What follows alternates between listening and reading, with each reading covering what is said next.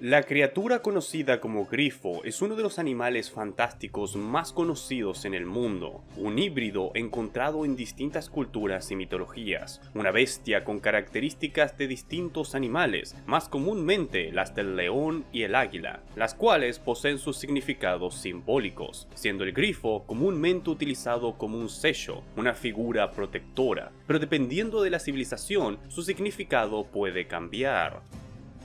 Su nombre puede derivar de distintas lenguas, tales como el griego grifos, que se traduce como curvado, encorvado o ganchudo, posiblemente una referencia a su pico encorvado, y a su vez algunos eruditos apuntan a que su verdadero origen es del latín grifus o grips, que parece significar grito.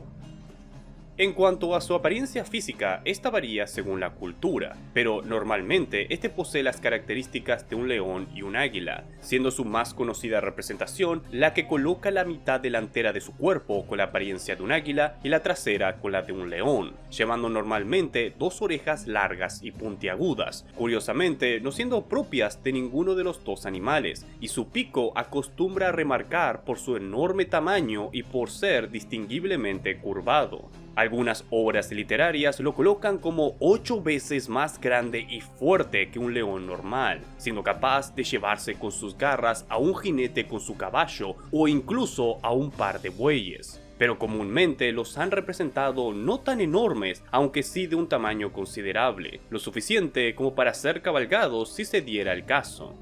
Pero, ¿de dónde proviene el grifo? Esta es una pregunta muy debatida, existiendo evidencia de su presencia en múltiples civilizaciones, con varios investigadores alegando cuáles civilizaciones influenciaron en cuáles, pero no existiendo nada definitivo. Por lo que he leído, los más posibles candidatos son las culturas persas, mesopotámicas, indias, griegas o egipcias. A lo cual hay que tener en cuenta que el significado y la forma de retratar a esta bestia sería distinta acorde a la cultura, y esta sufriría de constantes cambios al pasar los siglos. Pero, haciendo mi mejor esfuerzo para darle alguna especie de orden, podemos visitar primero a la cultura persa.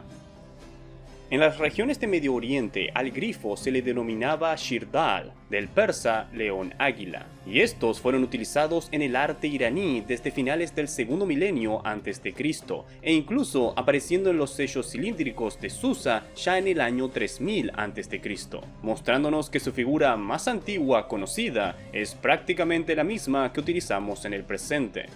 Con el levantamiento del Imperio Asirio, una nueva forma del grifo tomaría el primer plano, siendo esta versión la de leones alados, a veces llevando cola de águila y a veces utilizando la figura clásica, solo que aquí normalmente mantenían todas las patas de león. Personalmente he notado un fuerte interés en las culturas mesopotámicas y persas de agregarles alas a diferentes animales, tales como caballos, toros y cabras. Con esto uno no puede excluir el punto de vista de que la bestia que tenemos ahora no es un grifo, sino una criatura mítica diferente.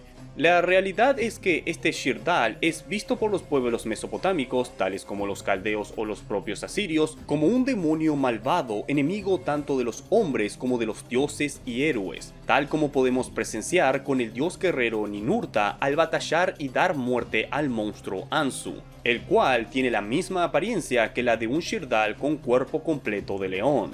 De nuevo, es totalmente válido alegar que esta bestia no es un grifo, sino una bestia o demonio propia de las culturas mesopotámicas. Pero dado a que es una criatura de similares características, deseo seguir explicando un poco más de su importancia para estos pueblos.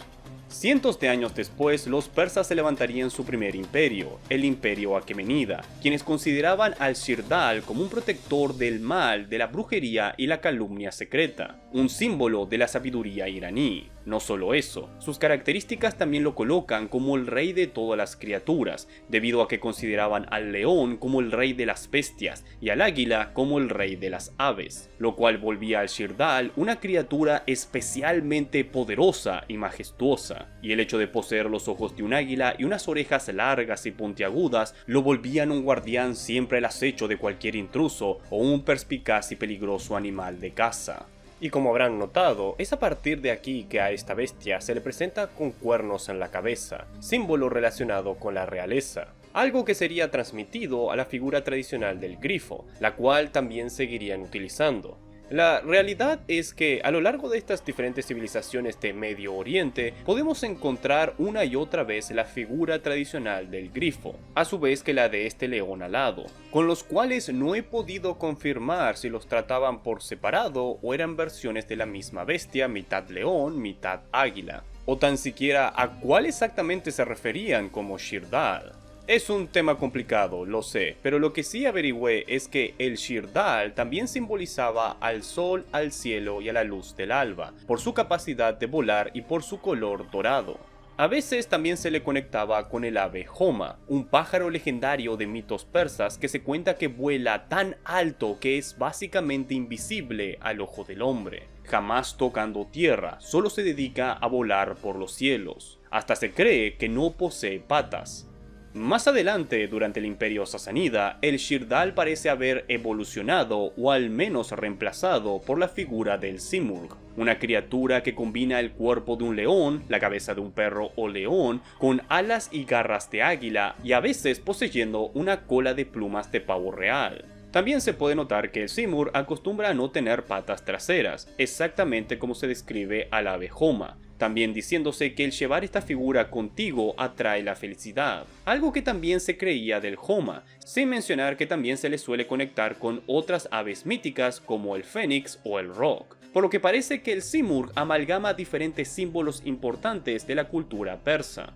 Uno puede notar que durante el periodo del Imperio Aquemenida, el grifo tuvo un papel de gran importancia en su arte y tradición, y durante el Segundo Imperio Persa, el Simurgh pasaría a reemplazarlo. Si nos dirigimos a Egipto, notaremos que estos compiten en términos de antigüedad, pudiendo encontrarlos en tumbas de faraones a partir del 2500 a.C. Por lo que he leído, las impresiones de los sellos elamitas contienen muchas de las versiones más antiguas de figuras y motivos que luego se verían materializados en el registro egipcio, por lo que existe la teoría de que los egipcios heredaron la figura del grifo de los elamitas y la adaptaron a su propia cultura.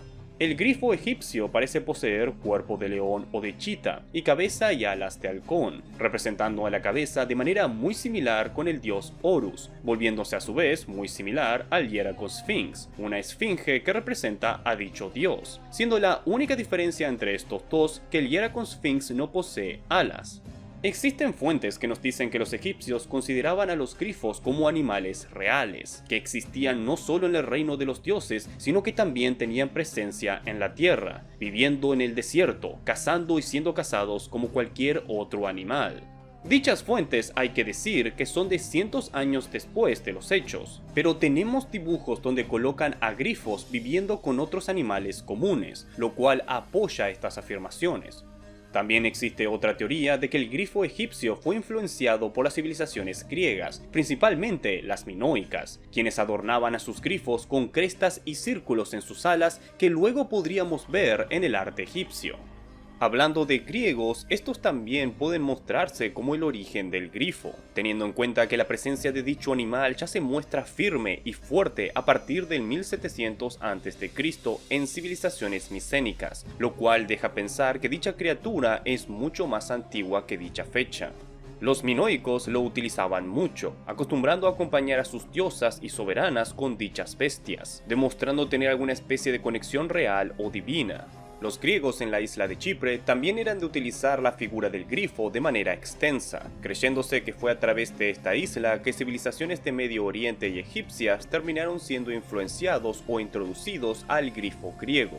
Dichos griegos los veían como guardianes, protectores contra demonios, y los representaban de formas variadas, con algunos pareciendo ser más bien cuervos o ruiseñores en lugar de águilas, e irónicamente sería siglos después donde sería introducido en Grecia un mito que parece ser originario de la India. Fue por las escrituras de Hesiodo, Aristeo y Herodoto que ahora conocemos el mito de los Arimaspos, un pueblo de un solo ojo parecido a los cíclopes, que habitaban más allá de las tierras de los Isedones en continua guerra contra los grifos, disputándose el oro que había en dichas regiones, y Pausanias agrega que estos grifos poseen manchas como las panteras. Debido a esta leyenda, al grifo se le comenzó a relacionar con el preciado metal, transformándolo en el guardián de este. Luego, la tradición se alteró y se los hizo guardianes de las riquezas subterráneas, fueran las que fuesen.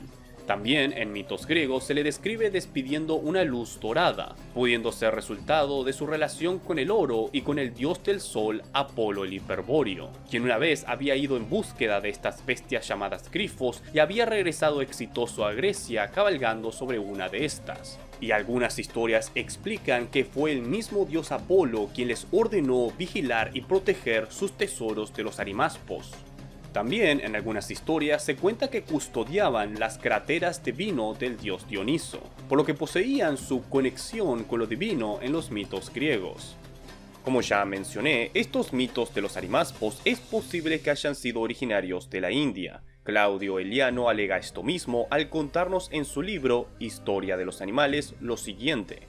Tengo entendido que el grifo es un animal de la India, cuadrúpedo como el león y con poderosísimas garras parecidas a las de este. Dicen que es alado, que las plumas del dorso son negras y las de delante rojas, mientras que las alas verdaderas no son así, sino blancas. Ctesias refiere que el pescuezo está adornado con plumas de un azul oscuro, que su boca es parecida a la de un águila y su cabeza como la que los artistas pintan o esculpen. Dicen que los ojos del grifo son como el fuego. Construye su guarida en los montes y, aunque es imposible capturarlo cuando es adulto, se le puede coger de joven. Los bactrios, que son fronterizos de los indios, dicen que son guardianes del oro del país. Dicen, además, que los desentierran y construyen con él sus nidos, y que los indios recogen todo lo que cae de ellos. Pero los indios dicen que los grifos no guardan dicho oro, porque estos animales no tienen necesidad de él, sino que son ellos, los indios, quienes van a atesorar oro, mientras que los grifos luchan contra los invasores por el temor que sienten por sus propios hijos. Luchan contra los demás animales y fácilmente los vencen, pero no se enfrentan al león ni al elefante. Temiendo los naturales del país, la impetuosidad de estas fieras no se acercan al oro durante el día, sino que van de noche, pues creen que en la oscuridad pasan más fácilmente inadvertidos. Esta región en la que viven los grifos y en donde están las minas de oro es terriblemente desierta, y llegan los buscadores del dicho metal en números de 1000 o 2000, armados y provistos de palas y sacos, y, vigilando en una noche sin luna, extraen el oro si pasan inadvertidos a los grifos, obteniendo un doble provecho, pues logran conservar la vida y, además, llevan a casa su cargamento. Desconocemos qué tan antiguos son estos mitos. Algunos colocan a la India como otro candidato ante el origen del grifo, aunque yo personalmente no estoy tan seguro. Revisando podemos encontrarlo a lo largo del arte de diferentes culturas indoeuropeas, entrando con fuerza en Escitia y llegando hasta Altaí. Incluso los hebreos han mostrado casos donde han utilizado la figura del grifo o hasta la esfinge, colocándolos como vigilantes de los senderos de la salvación, apareciendo a veces junto al árbol de la vida. Por estas mismas razones, algunos eruditos lo han relacionado con los querubines, quienes guardaban las puertas del paraíso terrenal, apuntando al nombre acadio que le daban a los grifos, Karubu, que se traduce como grande y fuerza, del cual se cree que es la raíz del hebreo para querubín. Al pasar los siglos vemos el resurgimiento del grifo y a su vez nuevas versiones de este. Durante la Edad Media, con el uso de la heráldica, el grifo fue sumamente utilizado para adornar múltiples escudos y sellos, existiendo versiones de esta bestia donde lo retratan sin alas. Esta versión del grifo es llamada quitón o alque, el cual posee el cuerpo de un león y la cabeza y patas delanteras de un águila, y a su vez posee unas espinas surgiendo de su espalda y hombros, a menudo de oro, que se cree que simbolizaban al sol, aunque esto también pudo deberse al uso común del color dorado para representar a los grifos en la heráldica. Y Arthur Fox Davis concluye que esto fue resultado de imitar a la pantera heráldica, donde las llamas que adornan a dicho animal se volvieron espinas o rayos. También es común que el quitón posea largos cuernos en su cabeza, a su vez de ser retratado con colmillos de jabalí. Como dato curioso, estos son denominados grifos masculinos, insinuando que los grifos con alas son del género femenino, aunque existe un debate dentro de la comunidad heráldica sobre si el término grifo masculino es en realidad un término inapropiado para referirse al quitón. Otro caso de un nuevo grifo creado en la heráldica fue el Ophinicus, descrito como un grifo que posee además las características del camello. El Ophinicus o Epamicus, plural Ophiniki, se caracteriza por tener la cabeza y alas de águila, el cuerpo y todas sus patas de león y una corta cola de camello, y a veces le colocan el cuello del mismo animal, aunque este sigue cubierto de plumas de águila. También existen casos donde omiten las alas, siendo normalmente denominado Ophinicus sin alas, y al Ophinicus en general se le considera un símbolo de perseverancia y valor, siendo posiblemente la versión del grifo más utilizada en la Edad Media. Entre algunos de los escudos, el caso más curioso que me encontré es con esta versión bastante colorida de un Ophinicus, que se parecen más a la cruza entre un león con un picaflor en lugar de un águila. Este peculiar retrato pudo deberse a una confusión con el denominado Ophimacus, una bestia ficticia creada por descripciones confusas con un insecto llamado chargol, y dado que los nombres y la apariencia son semejantes, es comprensible que hayan confundido a las bestias y las retrataran como una sola, lo cual a su vez explicaría por qué se pueden encontrar dibujos de grifos combatiendo contra serpientes. Otra particular figura nacida en la heráldica fue el extraño grifo con cuerpo de león y cabeza, cuello y alas de dragón, a veces también siendo sus patas delanteras las de un dragón, además de que su cola se cree que es la de un camello, lo cual ayuda a establecerlo como una especie de Ophinicus dragónico, el cual aún conserva el típico pico de pájaro del grifo. Y esto es bastante curioso, porque si bien esta figura fue totalmente inventada solo para el uso en el arte de la heráldica, sí existe un denominado grifo serpiente, el cual algunos investigadores lo clasifican sencillamente como un dragón, mientras que otros dicen que es una bestia propia como una especie de subgrifo. Como vemos, se trata de un ser con cuerpo de león cubierto de escamas hasta la cola, con cabeza de dragón y las patas traseras bien pueden ser de águila o también de dragón. Pero lo curioso es que no existe conexión alguna entre estas dos criaturas. Con esta era de grifos no solo vinieron nuevas apariencias para la mística bestia, también vinieron nuevos mitos y significados. Según el nuevo diccionario de la heráldica de Stephen Fryer, se creía que la garra de un grifo tenía propiedades medicinales y que una de sus plumas podía devolver la vista a los ciegos. Los cálices hechos de garras y huevos de grifo eran muy apreciados en los tribunales medievales europeos. También sabemos que las más comunes presas del grifo eran los caballos y antílopes, una idea que hasta podemos ubicar en tiempos mucho más antiguos a la Edad Media. También surgió la creencia que al seleccionar una pareja con la cual aparearse, ésta se convertiría en su única compañera de por vida, y si uno de los dos grifos moría, el otro continuaría el resto de su vida solo. Debido a esto, el grifo se convirtió en un símbolo muy utilizado por la iglesia cristiana, representando honor y compromiso. También al ser una imagen que une lo aéreo con lo terrestre, en otras palabras, lo espiritual con lo material, la iglesia también lo utilizaría como un símbolo para representar al Hijo de Dios, Jesús de Nazaret, que era a la vez humano y divino. Por lo tanto, no es raro encontrar grifos adornando diferentes iglesias y monasterios, porque si bien existen varios mitos y leyendas de la criatura, su principal razón de ser parece más bien simbólica. Representantes de fuerza, coraje, velocidad, inteligencia y divinidad, los grifos fueron inmortalizados por el arte de la India, Roma, Grecia, Persia y otras culturas, para más adelante ser utilizados por el arte gótico, también volviéndose un símbolo del código del caballero medieval, encontrándonos con su figura en muchos escudos y blasones antiguos, conectados con héroes del pasado, tal como Alejandro el Grande, quien se dice que combatió contra hordas de grifos en sus conquistas, perdiendo muchos de sus hombres en aquellas batallas. Por último, debemos explorar la más famosa variante del grifo, el hipogrifo. Su nombre combina la palabra griega hippos, que se traduce como caballo, con la del latín grif o grifus, el cual designa al animal fantástico del cual desciende, pues el origen de esta criatura se remonta al poeta latino Virgilio, el cual lo menciona por primera vez en su Églogas. Pero quien le daría la verdadera fama sería Ludovico Ariosto, en su obra Orlando Furioso. Este es un poema épico de caballería en donde se describe al hipogrifo como una montura fantástica nacida de la unión entre una yegua con un grifo. Extremadamente rápido y capaz de volar alrededor del mundo, echaba fuego por los ojos y nasales, pudiendo solo ser montado por magos y nobles héroes, tal como el paladín Ruggiero, que liberó a la bella Angélica sobre su lomo. Símbolo de impulsos incontrolados, el hipogrifo llevó al famoso paladín literario Astolfo hasta la misma luna.